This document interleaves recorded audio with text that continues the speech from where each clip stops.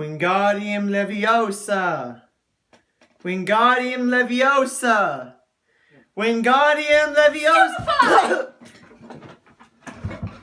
Are you okay? No!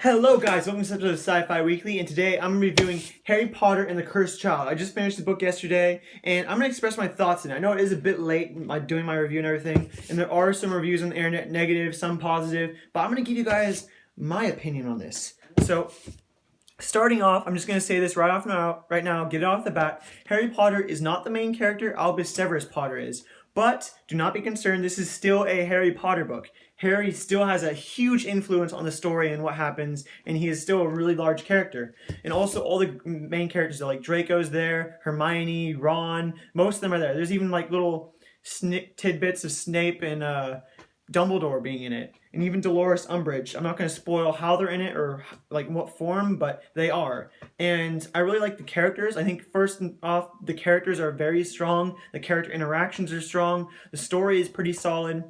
So the story starts out, if you guys remember the end of Deathly Hallows, where Harry is sending off his son Albus Severus Potter to Hogwarts. Well, it hints toward the beginning of this book, where his son's like, what if I'm in Slytherin? If you all remember that. So it does turn out Albus Severus Potter is in Slytherin. He does get selected for Slytherin. And he does befriend, this is really cool, I really liked how this worked out, Scorpius Malfoy, Draco's son. And I really like their relationship. I mean, it's really good. Like, Scorpius, his father is looked down upon in the in the magic world, but Harry is like looked up on. Everyone's like, oh my god, Harry is amazing. And these two kids, they have to live with that. One of them has a father who's looked really high up upon, so therefore he's looked down upon. Everyone's like, you're nothing like your father. You're a disgrace to your family. And then Scorpius, on the other hand, there's like whispers about him like, hey, blah blah blah this. I'm not going to spoil what they are, because they are some pretty big stuff in there.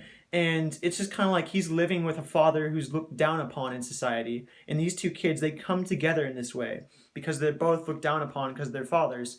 And their interaction, in a way, brings their fathers who were enemies in their childhood together, almost as friends in a way. I'm not going to spoil how or what happens in the process, but that's what happens. And now the reason it's called the Cursed Child is it is referring to Voldemort's child, if I'm not mistaken. And I'm not going to say who that is, and it's kind of a mystery throughout the entire book. It's spoken about. Like maybe some parts of the book will point toward this person being Voldemort's child, other parts will point to this person.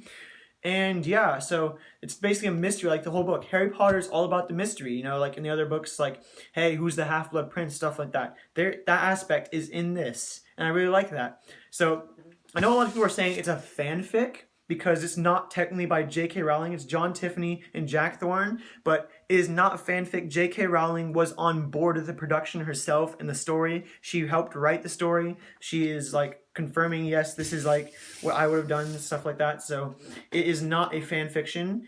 And also another concern with people is that it is a script. I actually didn't care that much. It does make it an easier read than the other books. It is a shorter read. It's probably the easiest one. You can probably get through it quicker than the other books, but it is still fun to read. It's very nice. I liked it. I like the story and stuff.